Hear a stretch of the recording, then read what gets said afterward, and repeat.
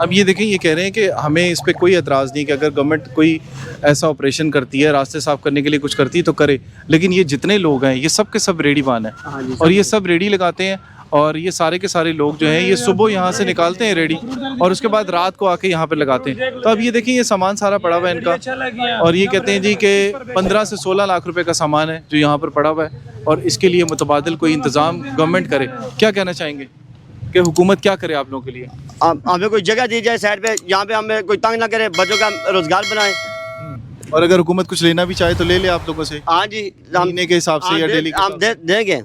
यहाँ से डबल ले जाते हैं जी, तो अगर कुछ थोड़ा बहुत ले रहे तो कोई मसला नहीं है, ये हम लोग को डबल खर्चा पड़ जाता है। तकरीबन 2-3 दफ़ा रेडी उठा के ले जाते हैं, सामान उठा के ले जाते हैं, 20-50 हज़ार रुपये का नुकसान हो जाता है हमारा। पैसे भी लेते हैं? पैसे नहीं लेते, सामान हमारा ज़ाया हो जाता है। साहब निकालो, वो जुर्माना जो करते हैं वो जुर्माना हम करवा के वापस ले आते हैं और पैसे किसी को नहीं देते।